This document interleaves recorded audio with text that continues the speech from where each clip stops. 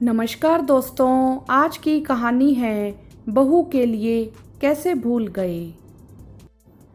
अमन, यह साड़ी तो बहुत ही सुंदर है। मुझे मेरी शॉल का रंग भी बहुत अच्छा लग रहा है। यह चीज़ें तुम अपनी पहली तनख्वाह से लाए हो, इसीलिए एक अलग ही एहसास हो रहा है। सरला जी ने बेहद खुशी से अपने बेटे अमन से कहा।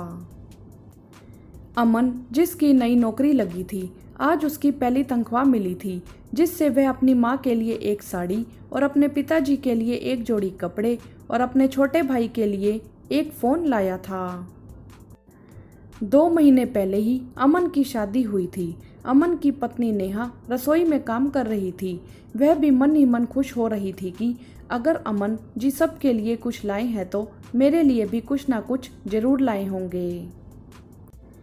वह सोच रही थी कि अभी सासू माँ उसे बुलाकर दिखाएगी कि बहू तुम भी अपना उपहार देख लो। यही सब सोच कर नेहा प्रसन्न हुए जा रही थी। लेकिन यह क्या, किसी ने नेहा को नहीं बुलाया, तो क्या अमन जी मेरे लिए कुछ भी नहीं लाए? नेहा ने निराश होते हुए सोचा। फिर अपने मन को तसल्ली देने लगी कि अभी तो सब कुछ है मेरे पास। ढेर सारी साड़ियाँ, गिफ्ट, सब कुछ तो मिला है शादी में। मुझे किस चीज़ की कमी है? अमन जी के साथ रहना ही मेरे लिए सबसे बड़ा तोहफा है। यह सोचकर वह खाना बनाने लगी। अमन अपनी माँ के साथ बात कर रहा था। तब तक अमन के पिताजी भी आ गए। अमन उनके लिए भी एक पैंट शर्ट का कपड़ा लाया था। अमन ने अपने हाथों से उन्हें भेंट की। अमन के पिताजी ने खुश होते हुए कपड़े ले लिए और अमन को भविष्य में निरंतर उन्नति करने का आशीर्वाद दिया। सरला जी बड़ी खुशी खुशी अपनी साड़ी और शॉल अमन के पिताजी को दिखाने लगी। देखिए जरा, मेरा अमन पहली तनख्वाह से मेरे लिए यह साड़ी और शॉल लाया है। अपने छोटे भाई विवेक के लिए यह मोबाइल फ़ोन लाया है और आपके लिए कपड़े। आज मैं बहुत खुश हूँ। अमन के पिताजी ने पूछा, अमन तुम कुछ भूल तो नहीं रहे हो क्या? पिताजी, आप क्या कहना चाहते हैं?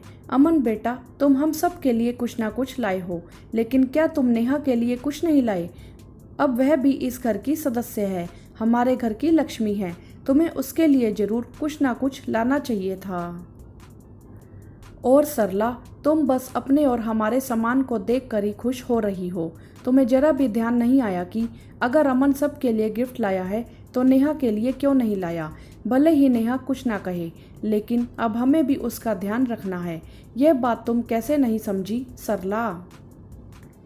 अरे मुझे लगा अभी तो शादी में इतना सब कुछ मिला है, उसे मायके से भी और ससुराल से भी, उसके लिए क्या लिया जाए? सरला जी ने बोला, हम लोग सालों से अमन की जॉब लगने की राह देख रहे थे और आज जब उसकी कमाई से अमन ने यह सारा सामान लाया, मैं खुशी से झूम उठी। लेकिन आपकी बात से मुझे यह एहसास हो गया है कि अगर नेहा के पास सब सामान है तब भी हमें उसके लिए कुछ जरूर लेना चाहिए। आखिर वह भी हमारी बेटी है। अमन की जॉब की खुशी उसको भी है और सबसे बड़ी बात, अब वह अमन के हर सुख दुख में जिंदगी भर उसका साथ देगी। यह कहते हुए सरला जी अपने कमरे से एक अंगूठी लेकर आई। सरला जी ने बताया कि उनके पास एक नई अंगूठी रखी है जिसे उन्होंने अमन की शादी के समय खरीदा था। वही अंगूठी हम नेहा को अमन की तरफ से दे देते हैं। अमन ने अपनी माँ और पिताजी का धन्यवाद किया। सासू जी ने नेहा को बुलाकर दिखाया कि अमन अपनी पहली तनख्वाह से तुम्हारे लिए अंगूठी और हम सबके लिए यह सामान लाया है। नेहा को अंगूठी बहुत पसंद आई और अपनी सासू माँ के गले लग गई। नेहा को इतना खुश देखकर अमन को बहुत सुकून मिला।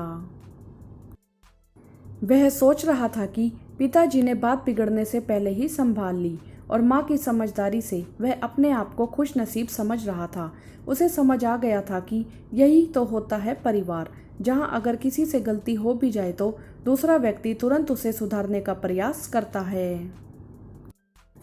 अब सभी लोग एक दूसरे को देखकर मुस्कुराने लगे। नेहा सोच रही थी कि उसने तो जाने क्या क्या सोच लिया था, लेकिन इन लोगों ने तो मेरा पूरा ध्यान रखा। नेहा खुश थी कि उसके परिवार वाले इतने अच्छे हैं। उसने खुद से वादा किया कि वह हमेशा परिवार के लिए अपनी सारी जिम्मेदारी ईमानदारी से निभाएगी।